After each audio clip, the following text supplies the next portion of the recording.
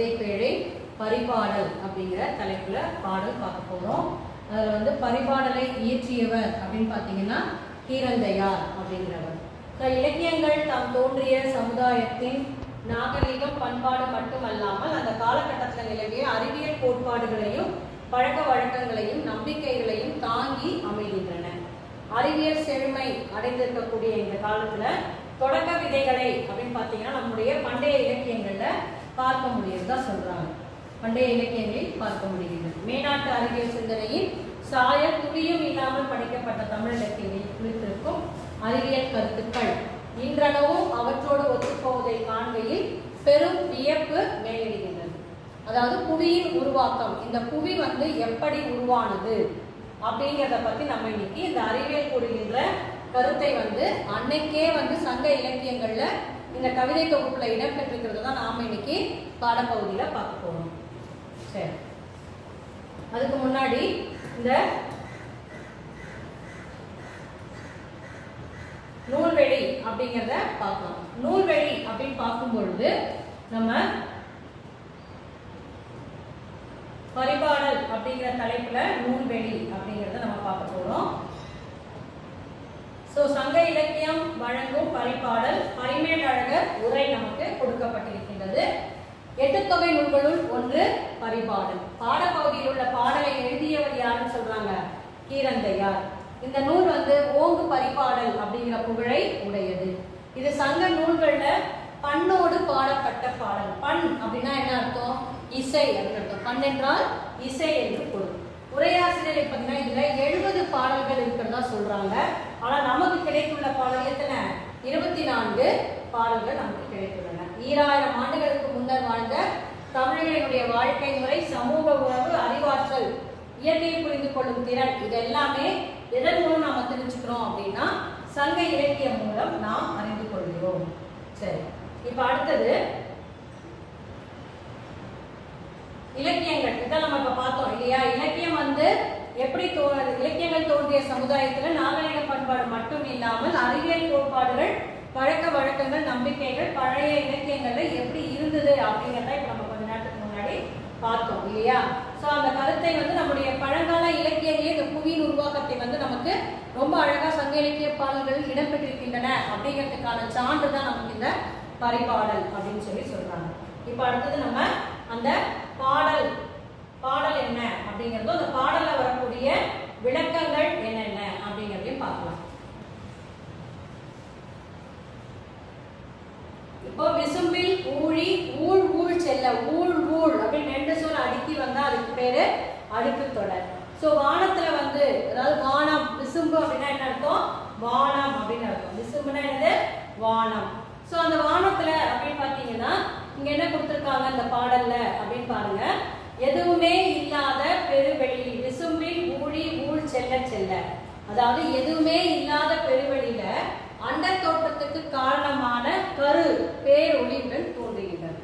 So அந்த பேரொளியுடன் தோன்றுகிறது. உருவம் இல்லாத காற்று முதலான பூதங்களின் அணுக்களுடன் வளர்கின்ற வானம், விசும்பில் அப்படின்னா அர்த்தம் வானம் அப்படின்னு அர்த்தம். விசும்புனா என்னது?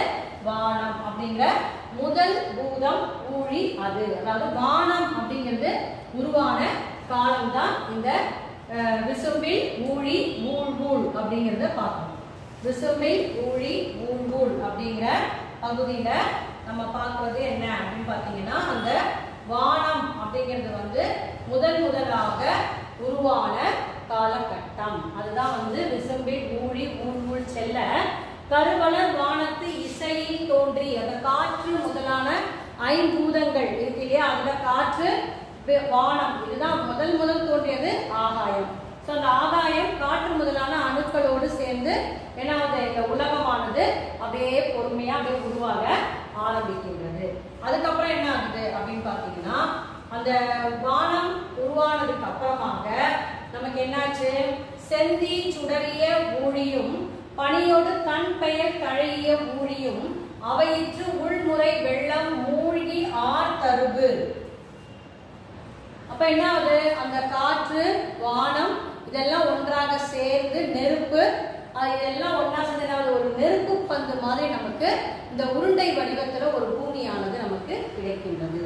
இந்த செந்தி, இந்த நெருப்பு வடிவம் கொண்ட இந்த பந்து மாதிரி இருக்கக்கூடிய இந்த உலகமானது என்னாவது அடுத்தது காற்று, வானம், தீ இது முடிஞ்சதுக்கு அப்புறம் மழைக்காலம், அதாவது ஊழிக்காலத்துல மழையே மட்டுமே பொழியக்கூடிய காலமாக ஊழிக்காலம். ஸோ அந்த மழை பொழிந்து பொழிந்து பொழிந்து இந்த நெருப்பு சுடர் என்னாச்சா, நெருப்பு சுடராகிய நெருப்பு பந்தாகிய அந்த உலகமானது அந்த மழை வெள்ளத்தில் மூழ்கியது. ஸோ மழை வெள்ளத்தில் மூழ்கிய பிறகு அந்த மழை வெள்ளத்துல மூழ்கி மூழ்கி மூழ்கி அது என்னாவது அப்படியே தன்னுடைய நெருப்பை அணைத்து என்னாவது உயிர்கள் வாழ்க்கக்கூடிய ஏற்ற சூழலை நமக்கு தருகின்றது. உள்முறை வெள்ளம் மூழ்கி ஆர் தருவு. இந்த நெருப்பு சுடர் இந்த மழை வெள்ளத்தாகிய வெள்ளமாகிய நீருக்குள்ள மூழ்கின உடனே அது எப்படியாவது குளிர்ச்சியை அடைகின்றது. நெருப்பிலிருந்து என்னாவது குளிர்ச்சியை அடைகின்றது. குளிர்ச்சி அடைஞ்ச உடனே என்னாகுது, அந்த மீண்டும் பீடு உயர்வு ஈண்டி அவற்றிற்கும் உள்ளீடு ஆகிய இருநிலத்து உள்ளது. அப்ப என்ன ஆகுது, மறுபடியும் அந்த மூழ்கி காலத்துல மழை காலத்துல இந்த நெருப்பு பந்தாகிய உலகமானது மூழ்கி மூழ்கி மூழ்கி என்னாவது குளிர்ச்சியை அடைகின்றது. குளிர்ச்சி அடைந்து அதுக்கப்புறம் என்னாச்சு, உயிர்கள் வாழக்கூடிய சூழலை அது நமக்கு தருகின்றது. அப்படி தரும் பொழுதுதான் நமக்கு என்னாவது, ஓர் அறிவிலிருந்து 6 அறிவு ஜீவராசிகள், ஓர் அறிவிலிருந்து 5 அறிவு ஜீவராசிகள், அதுக்கப்புறம் இந்த ஓர் அறிவிலிருந்து 5 அறிவையும் பாதுகாக்கக்கூடிய 6 அறிவு உயிராகிய மனிதன், இவங்களும் பிறந்து இந்த உலகமானது வாழத்துக்கு, உயிர்கள் வாழத்துக்கு ஏற்ற சூழலை நமக்கு தருகின்றது. ஸோ அதுதான் இந்த பாடலை நமக்கு சொல்லியிருக்காங்க. அதாவது இப்போ இந்த பாடலை பார்த்தீங்கன்னா முதல்ல என்ன ஆகுது அப்படின்னா, ஒரு பெரிய சத்தத்தோட ஒரு பெரிய மரபு அந்த பரமாணு அப்படிங்கிற ஒரு பேரொழியோட அந்த கருவானது அண்டமானது உருவாகின்றது. அந்த உருவான அந்த அண்டத்துல பார்த்தீங்கன்னா காற்று முதலிய அந்த பூதங்களினுடைய அணுக்கள் அதுக்குள்ள அப்படியே நிறைவாக இருக்கின்றது. அதுக்கப்புறமா முதல் தோன்றியது எது, வானம், காற்று. அதுக்கப்புறம் என்னாச்சு, நெருப்பு அப்படிங்கிறது உருவாகி அந்த உலகம் முழுவதையும் நெருப்பு பந்தானது சூழ்ந்து கொள்கின்றது.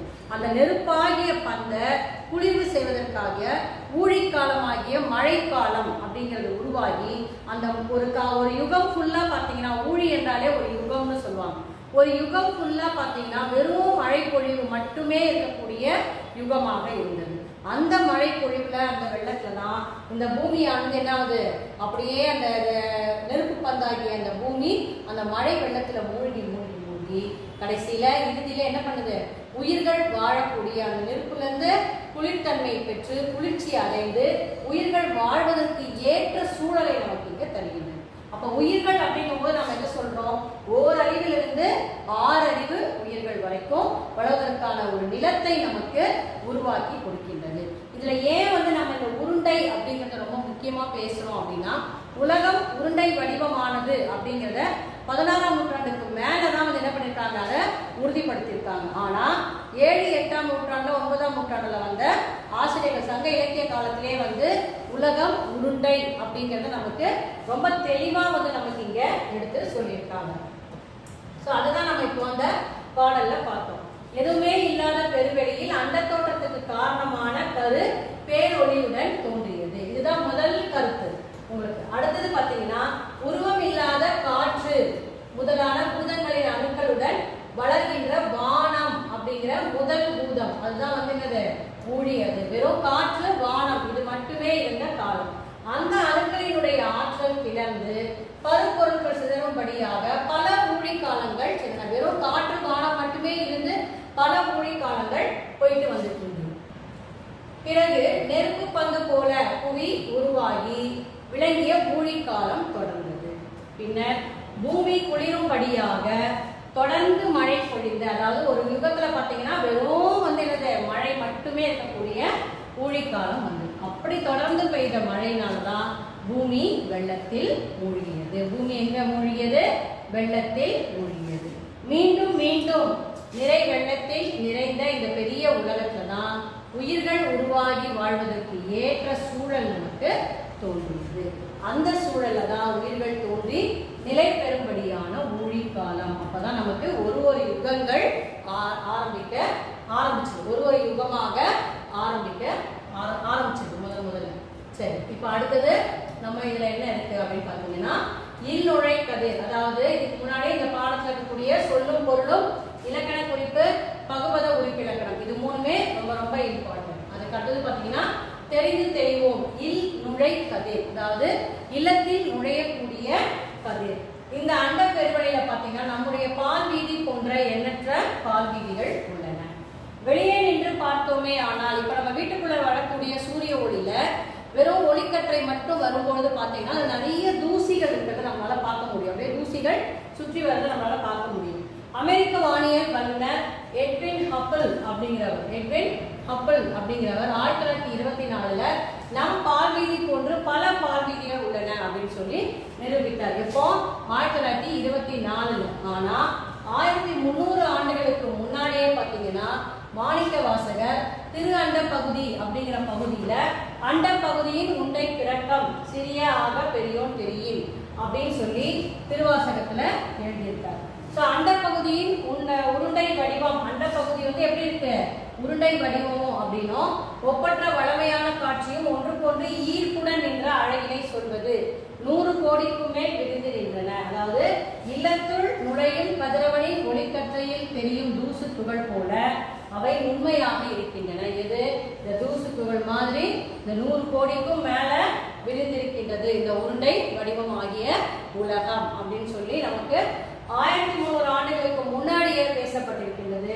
ஆனா 1924 தான் இந்த பால்வீதி அப்படிங்கறத பத்தியே எட்வின் ஹப்பிள் அப்படிங்கிறவர் பேசியிருக்கார். அப்போ நம்முடைய சங்க இலக்கியங்கள் எடுத்தீங்கன்னா அதுலயே அதிகப்படியான அறிவியல் கருத்துக்கள் இடம்பெற்றுள்ளன அப்படிங்கிறதுக்கான சான்று நமக்கு இந்த பரிபாடல். இப்போ இந்த பாடலை நீங்க நல்லா படிச்சுக்கோங்க, நல்லா ஞாபகம் வச்சுக்கோங்க. ஏன்னா இந்த பாடல் நமக்கு குருவினா சிறுவினா இதெல்லாம் கேட்பாங்க.